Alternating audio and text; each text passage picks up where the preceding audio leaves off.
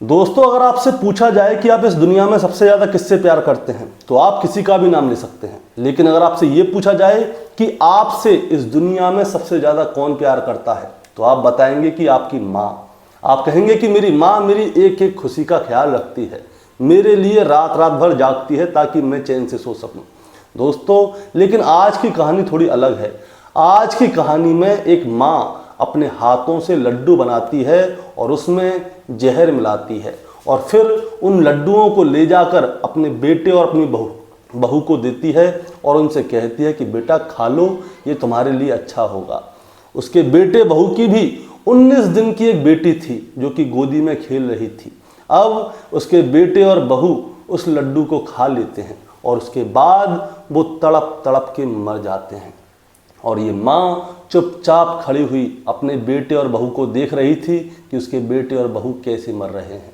ये माँ सोच रही थी कि ये पकड़ी नहीं जाएगी, लेकिन एक वजह ऐसी हो गई कि जिसकी वजह से पूरे हत्याकांड का खुलासा हो गया। दोस्तों, आज की कहानी इसी महिला के ऊपर है जिसने अपने बेटे बहू को अपने हाथों से जहर वाले लड्डू बना के उनको खिलाया था। दोस्तों, कहानी शुरू करूंगा उससे पहले मैं बस आपसे यही कहना चाहूँगा कि अगर आप मेरे चैनल पर नए हैं तो चैनल को सब्सक्राइब कर दीजिएगा ताकि रोजाना शाम को 8 बजे मैं आपके लिए एक सच्ची घटना की कहानी लेकर आ सकूं।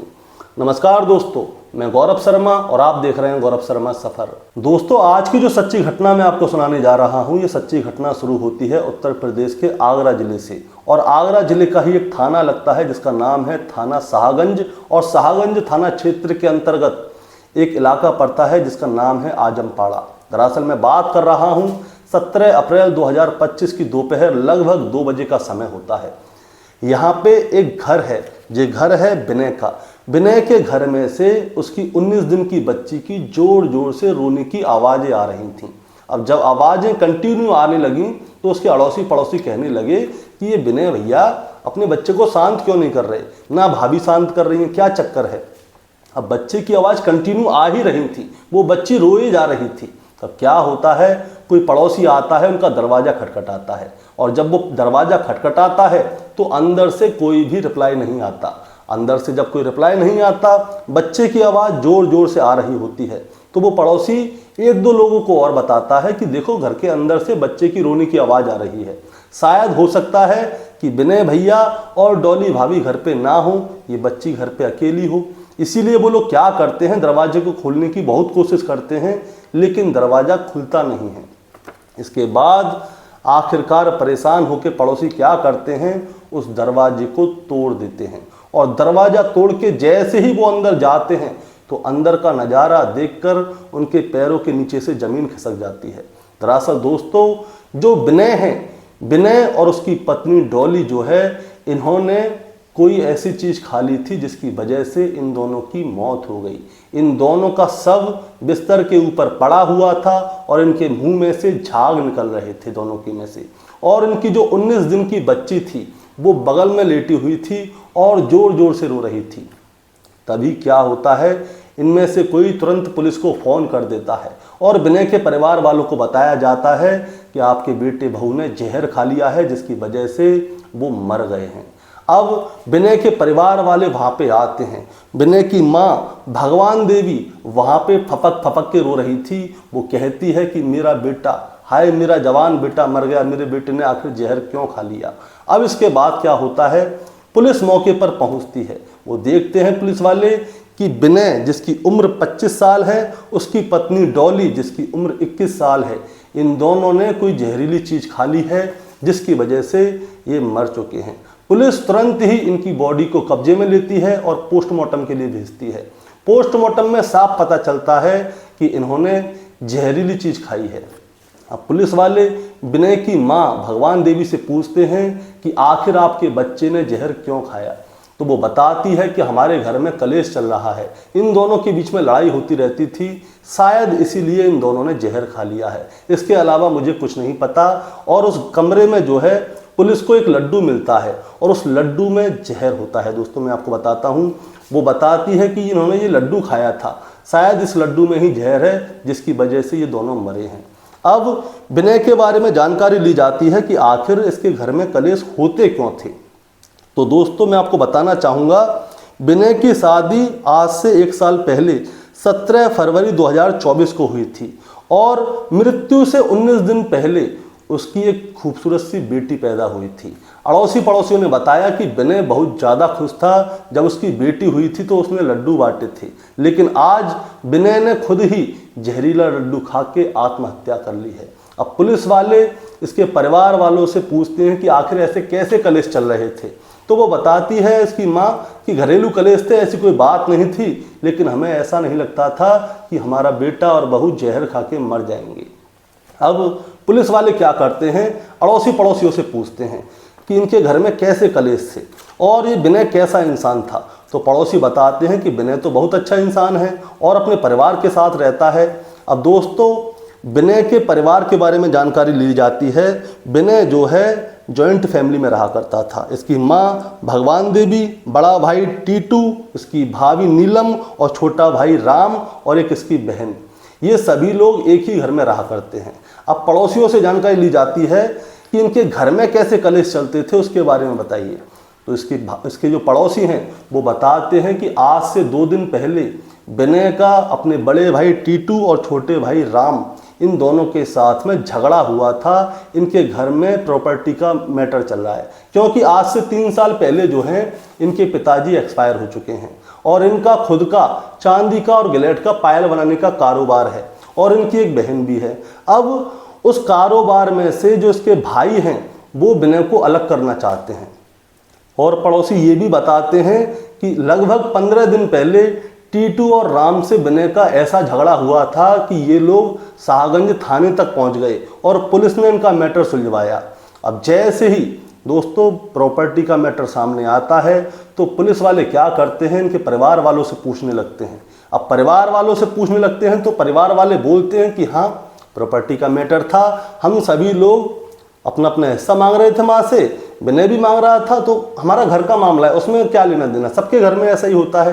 अब पुलिस वाले क्या है इनके बारे में जांच पड़ताल कर ही रहे थे कि तभी दोस्तों कहानी में एक ट्विस्ट आ जाता है। ट्विस्ट क्या आता है, होता क्या है, विनय के परिवार वाले ये सोच रहे थे कि पुलिस को कुछ भी नहीं पता चलेगा, लेकिन विनय ने मरने से पहले कुछ ऐसा कर दिया था जिसकी वजह से मरता मरता विनय खुद अपने मुंह से बता के गया था कि मुझे मेरे घर वालों ने मारा है। और वो कैसे बता के गया था मैं आपको बताता हूँ। दरअसल विनय का एक साला है जिसका नाम है संदीप, और संदीप जो है ITI की पढ़ाई कर रहा है।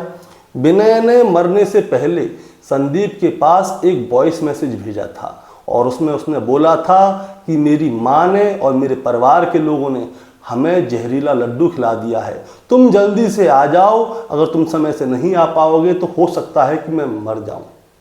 अब संदीप जो था वो ITI का टेस्ट देने के लिए गया हुआ था या पेपर देने के लिए गया हुआ था, इसीलिए वो उस मैसेज को नहीं देख पाया क्योंकि अंदर मोबाइल जाता नहीं है।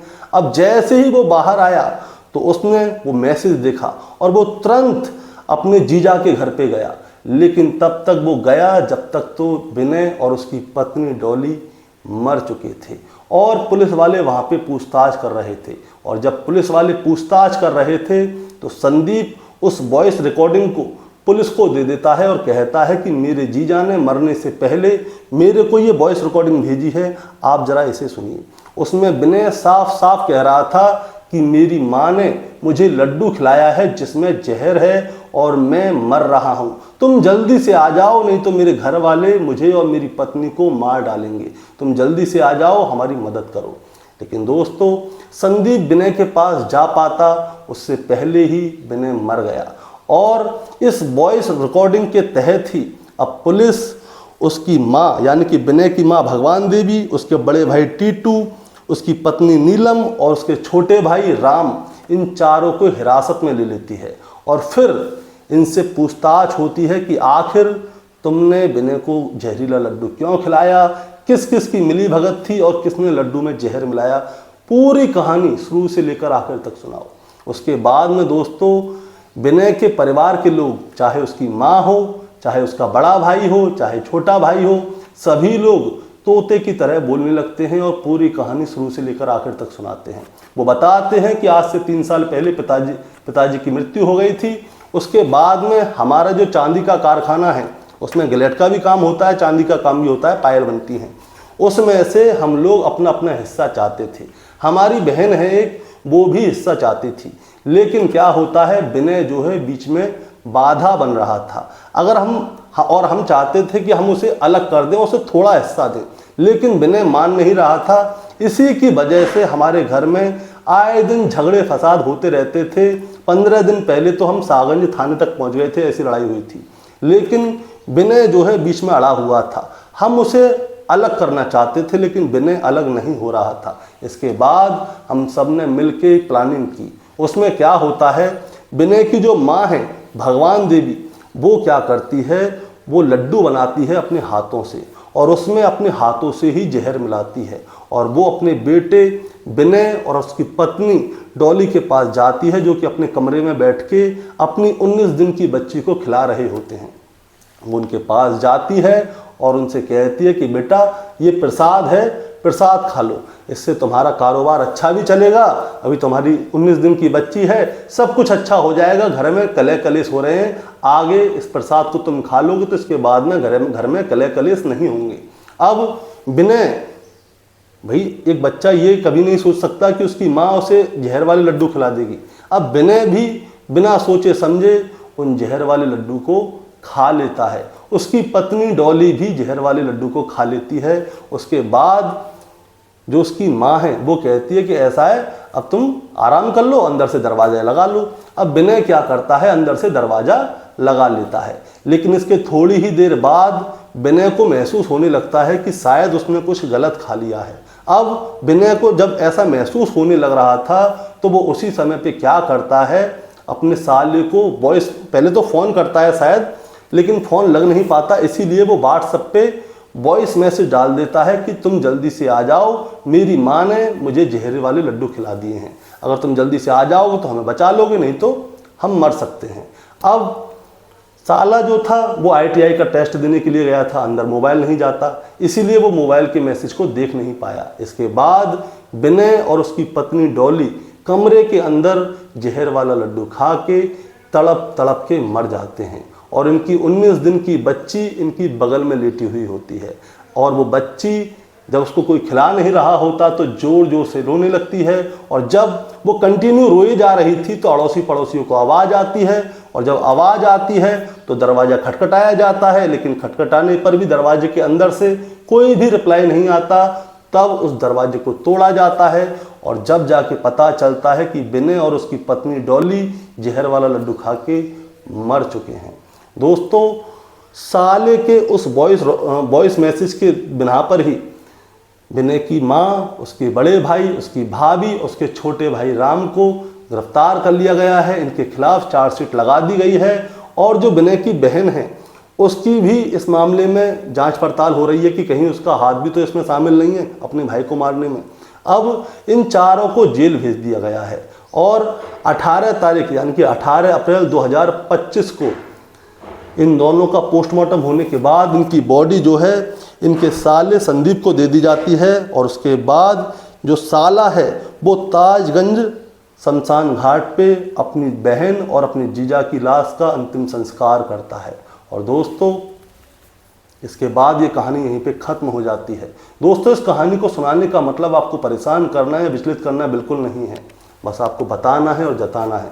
बताना ये है कि पैसा बहुत कुछ है, लेकिन पैसा सब कुछ नहीं है।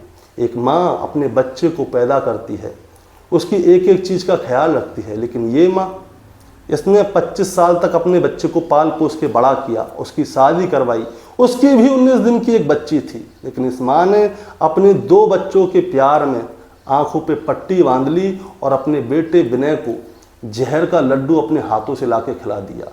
पैसा, प्रॉपर्टी, कोई भी चीज़ अपने साथ नहीं जाती, सब यहीं पे रह जाती है।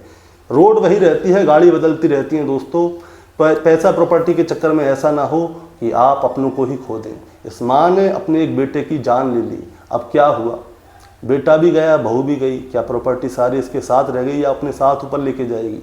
दोस्तों, आपका क्या कहना है इस कहानी के बारे में, आप ज़रा हमें कमेंट में बताएं। चैनल पे नए हैं तो सब्सक्राइब करके जाएं, ताकि रोजाना शाम को 8 बजे मैं आपके लिए एक सच्ची घटना की कहानी लेकर आ सकूं। नमस्कार।